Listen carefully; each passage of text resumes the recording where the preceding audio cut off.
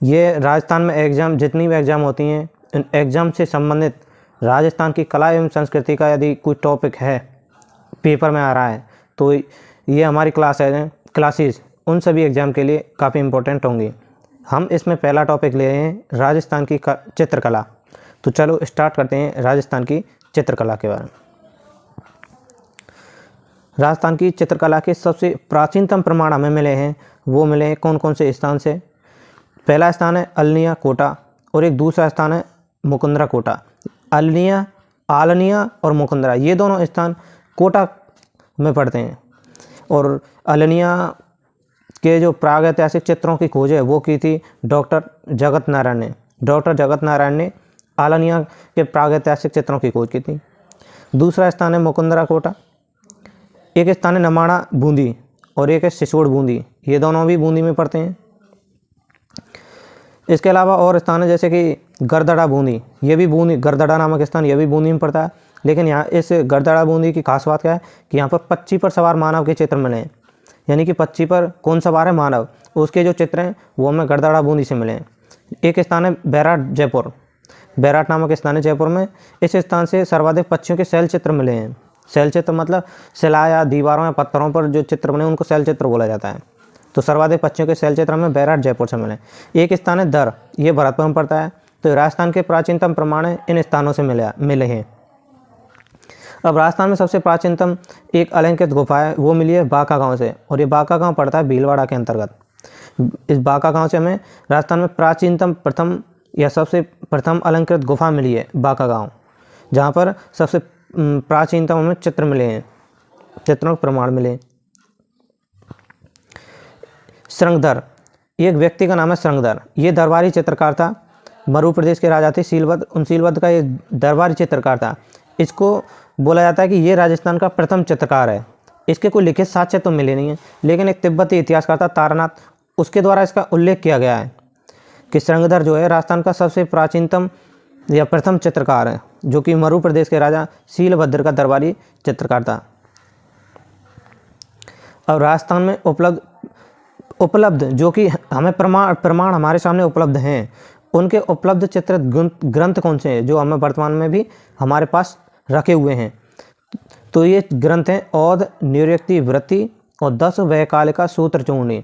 ये दोनों ग्रंथ जो हैं ये चित्रित किए गए थे 1060 ईस्वी में। वर्तमान में ये जिनभद्र सूरी ग्रंथ भंडार जैसलमेर दुर्ग में रखे हुए हैं। जैसलमेर दुर्ग के अंतर्गत एक ग्रंथों का भंडार है जिनभद्र सूरी नाम से, उस ग्रंथ भंडार के अंतर्गत ये दोनों ग्रंथ रखे हुए हैं, औध निरुक्ति वृत्ति और 10 वैकालिका सूत्र चूर्णी। इनको भारतीय कला का दीप स्तंभ बोला जाता है इन दोनों ग्रंथों को। राजस्थान में प्रमुख चित्र संग्रहालय कौन कौन से हैं? एक तो मैंने अभी बताया जिनभद्र सूरी ग्रंथ भंडार जैसलमेर दुर्ग में है, जैसलमेर के जैसलमेर दुर्ग में। एक है पोथीखाना, ये पोथीखाना पड़ता है जयपुर में, पोथीखाना जयपुर में स्थित है। चित्रशाला या फिर रंगशाला ये तारागढ़ बूंदी के अंतर्गत है, तारागढ़ दुर्ग बूंदी है, उस वहाँ पर बनी हुई चित्रशाला जिसको रंगशाला के नाम से भी जाना जाता है। एक संग्रहालय मान पुस्तक प्रकाश संग्रहालय, ये बना हुआ है जोधपुर में। सरस्वती भंडार, ये संग्रहालय बना हुआ है उदयपुर में। माधव सिंह संग्रहालय ये कोटा में बना हुआ है। अलवर संग्रहालय जैसे कि इसके नाम से पता चला ये अलवर में बना हुआ है। अब हम बात करते हैं राजस्थान में चित्रकला के क्षेत्र में संस्थाएं कौन कौन सी कार्य कर रही हैं। तो एक चितेरा और धोरा ये दो संस्थाएं हैं, चितेरा और धोरा ये दोनों संस्थाएं पड़ती हैं जयपुर में, जोधपुर में। चितेरा और धोरा ये दोनों संस्थाएं जयपुर में कार्यरत हैं। एक संस्था है अंकन, ये पड़ती है भीलवाड़ा के अंतर्गत। अब आज टकमड़ 28 तूल का कलाकार परिषद, ये तीनों संस्थाएं कार्यरत हैं उदयपुर में। पग आयाम कलाव्रत रचनात्मक कलाकार समूह, राजस्थान ललित कला अकादमी और जवाहर कला केंद्र, ये संस्थाएं कार्यरत हैं जयपुर के अंतर्गत। और अपनी अंत्य में मयूर वनस्थली, ये संस्था कार्य कर रही है चित्रशाला क्षेत्र में टोंक जिले में। ठीक है। नेक्स्ट है आनंद कुमार स्वामी जिन्होंने राजस्थान की जो चित्रकला है, राजस्थान की चित्रकला को सर्वप्रथम इन्होंने वैज्ञानिक अध्ययन एवं विभाजन किया था। आनंद कुमार स्वामी ने वैज्ञानिक तरीके से राजस्थान की चित्रकला का अध्ययन विभाजन किया था। इन्होंने 1916 में एक बुक लिखी थी, राजपूत पेंटिंग्स। इस राजपूत पेंटिंग्स में इन्होंने राजपूतों की जो चित्रशैली, राजस्थान की चित्रकला है, राजस्थान की चित्रकला का नाम दिया है। राजस्थान की चित्रकला उसको कहा है कि ये राजपूत चित्रशैली है, राजपूत चित्रशैली है। और इसको भी 2 भागों में बांट दिया है, राजस्थानी चित्रकला और पहाड़ी चित्रशैली। 19 कुमार तो आनंद कुमार स्वामी ने राजपूत पेंटिंग्स नाम से एक बुक लिखी थी 1916 में। इसमें इसने राजस्थान की चित्रकला को राजपूत चित्रशैली बताया और राजपूत चित्रशैली को 2 भागों में बांटा, राजस्थानी चित्रकला और पहाड़ी चित्रशैली। अब इस राजस्थान की चित्रकला है, इसको राजस्थानी चित्रशैली नाम दिया था, ये दिया था राय कृष्णदास ने। राय कृष्णदास ने कहा कि राजस्थान की जो चित्रकला है वो राजस्थानी चित्रशैली है।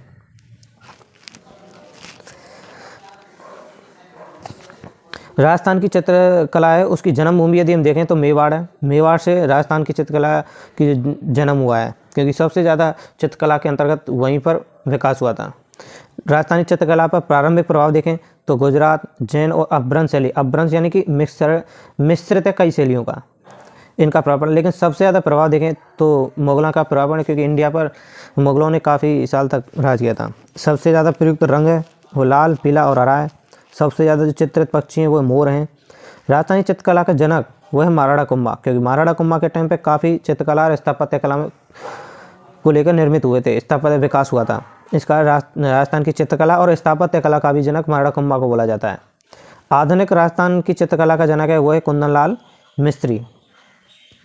कुंदनलाल मिस्त्री, इसको आधुनिक राजस्थान की चित्रकला का जनक बोला जाता है, जो कि राजस्थान चित्रकला का जनक वो महाराणा कुंभा है। कार्ले खंडालावाला के अनुसार, यानी कि कार्ले खंडावाला ने एक बात कही है कि 17वीं और 18वीं शताब्दी है, 17वीं से लेकर और 18वीं शताब्दी है, वो राजस्थान की चित्रकला का स्वर्णकाल कहलाता है। अब हम बात करते हैं कि राजस्थान की जो चित्रकला है उसको हम 4 भागों में बांटा है। मेनली हम अध्ययन करेंगे तो हमने राजस्थान की चित्रकला को 4 भागों में बांट दिया। मेवाड़ चित्रशैली,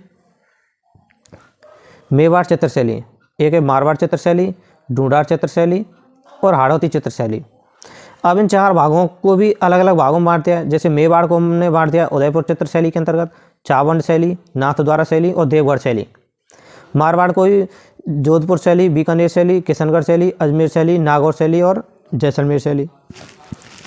ढूंढाड़ को भी आमेर शैली, जयपुर शैली, अलवर शैली, शेखावाटी शैली, उनियारा जिसको टोंक शैली बोलते हैं। और हाड़ौती को कोटा शैली, बूंदी शैली और झालावाड़ शैली। बूंदी शैली के अंतर्गत हम दोगारी चित्रशैली, यानी कि इसका नाम भी दोगारी चित्रशैली को पढ़ते हैं।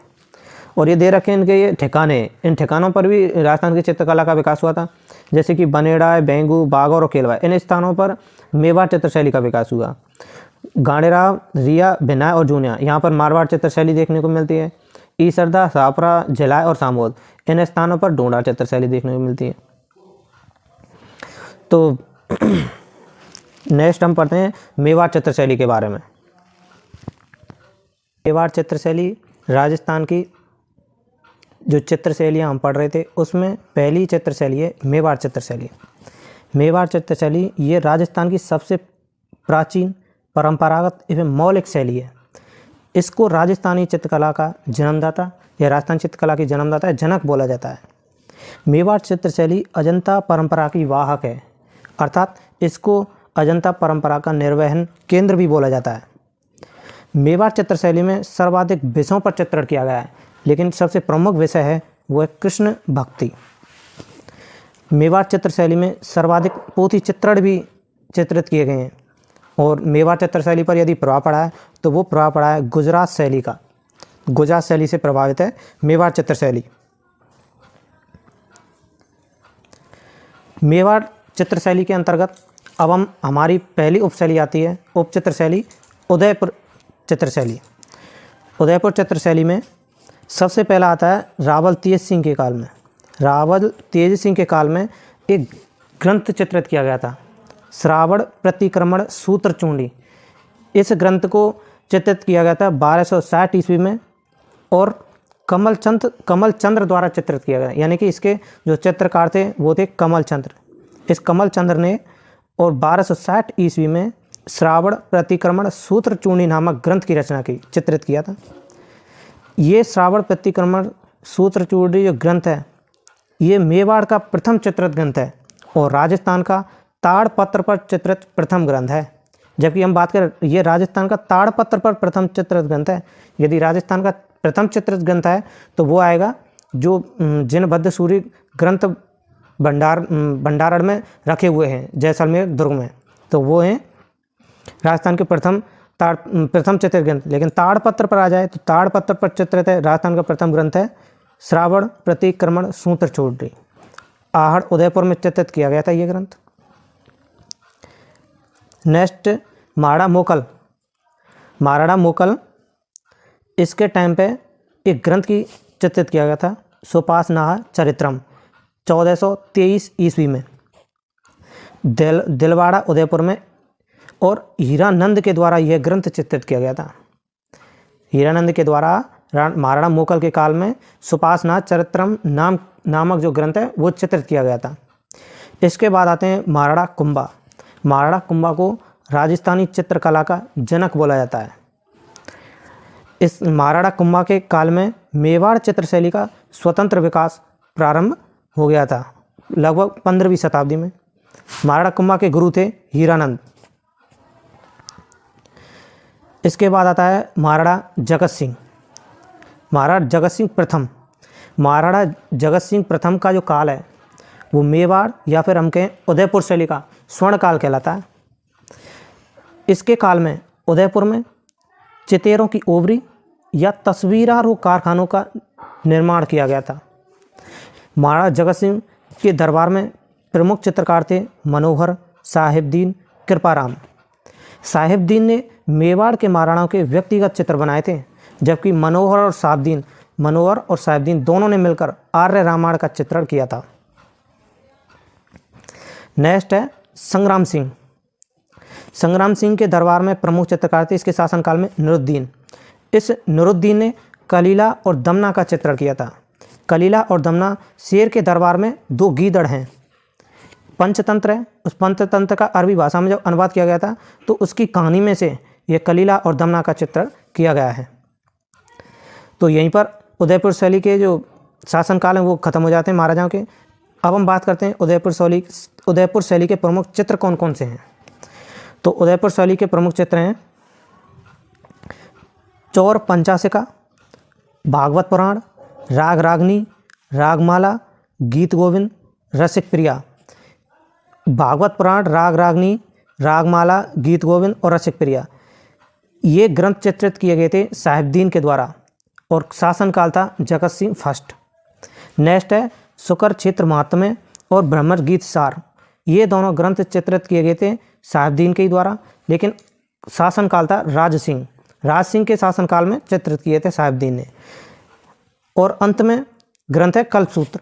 इस कल्पसूत्र ग्रंथ को चित्रित किया था धनसार ने और राणा लाखा के शासनकाल में। अब हम बात करते हैं उदयपुर शैली के प्रमुख चित्रकार कौन कौन से हैं। तो उदयपुर शैली के प्रमुख चित्रकार हैं कमलचंद, हीरानंद जो कि हीरानंद राणा कुंभा के गुरु थे, साहिबदीन, मनोहर, कृपाराम, नूरुद्दीन, धनसार राणा लाखा के टाइम पर था, जगन्नाथ, उमरा, जीवा, भैरूराम, गंगासार, नगा, शिवदयाल, साजी मियाँ, रघुनाथ, शिवा और भोंपा। ये सभी चित्रकार थे उदयपुर शैली के प्रमुख चित्रकार थे ये सभी। अब हम बात करते हैं उदयपुर शैली की प्रमुख विशेषताएं कौन कौन सी हैं। तो प्रमुख रंग है उदयपुर शैली में लाल एवं पीला, जिसमें लाल रंग काफ़ी इंपॉर्टेंट है क्योंकि अधिकतर चित्र लाल रंग में चित्रित किए गए थे। प्रमुख वृक्ष है कदम का, प्रमुख पक्षी है चकोर और प्रमुख पशु है हाथी। उदयपुर शैली में शिकार के दृश्यों के चित्रण पर 3D प्रभाव दर्शा गया है और इस शैली में जो मीनकृत कमली या फिर मछली जैसी आँखों को दर्शा गया है। जो चित्र बनाए गए थे उनमें की जो आँखें चित्र में वो कमली या मछली जैसी आँखें बनाई गई थी। और इन उदयपुर शैली में चित्रों में नायिका को विप्रलब्धा के रूप में चित्रण किया गया है। नायिका को विप्रलब्धा के रूप में चित्रित किया गया है उदयपुर शैली में। अब हम बात करते हैं चावंड शैली की। मेवाड़ चित्र शैली की दूसरी उप चित्र शैली है चावंड शैली। तो चावंड शैली का स्वतंत्र विकास प्रारंभ हुआ था महाराणा प्रताप के टाइम पर, और इसके शासनकाल में प्रमुख चित्रकार थे निसारुद्दीन, या जिसको नसीरुद्दीन भी बोला जाता है। इस निसारुद्दीन ने 1592 ईस्वी में ढोला मारू का चित्रण किया था, जो कि वर्तमान में यदि हम देखें तो राष्ट्रीय संग्रहालय नई दिल्ली में सुरक्षित रखा हुआ है ये चित्र ढोला मारू का। प्रताप सिंह के बाद आते हैं अमर सिंह फर्स्ट, जो कि प्रताप सिंह के पुत्र थे। महाराणा अमर सिंह ने मुगलों से संधि कर ली, जो कि मेवाड़ और मुगलों में प्रथम संधि थी। इस कारण महाराणा अमर सिंह के शासनकाल में चावंड शैली पर जो है मुगल शैली का प्रभाव स्टार्ट हो गया था, लेकिन चावंड शैली का सर्वाधिक विकास महाराणा अमर सिंह फर्स्ट के शासनकाल में प्रारंभ हुआ था, और स्वर्णकाल है चावंड शैली का स्वर्णकाल भी महाराणा अमर सिंह फर्स्ट के शासनकाल में गया को कहा जाता है। इसके दरबार में भी वही शासनकाल में प्रमुख चित्रकार था निसारुद्दीन या नसीरुद्दीन। इसने महाराणा अमर सिंह के शासनकाल में रागमाला का चित्रण किया था 1605 ईस्वी में, जो कि मेवाड़ शैली का सबसे बड़ा चित्रित सेट है। नेक्स्ट चावंड शैली की विशेषताएं। तो चावंड शैली की विशेषताएं तो थोड़ी बहुत हैं, जैसे प्रमुख रंग इसमें लाल है और प्रमुख वृक्ष कदम।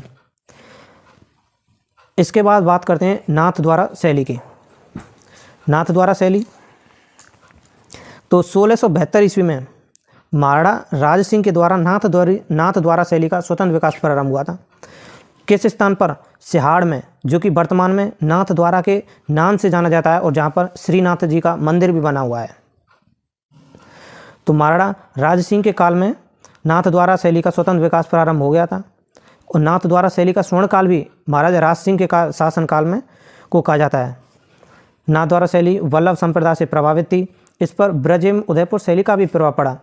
नाथद्वारा शैली में सर्वाधिक जो चित्रण बनाए गए थे वो बनाए गए थे कृष्ण लीला के चित्रण।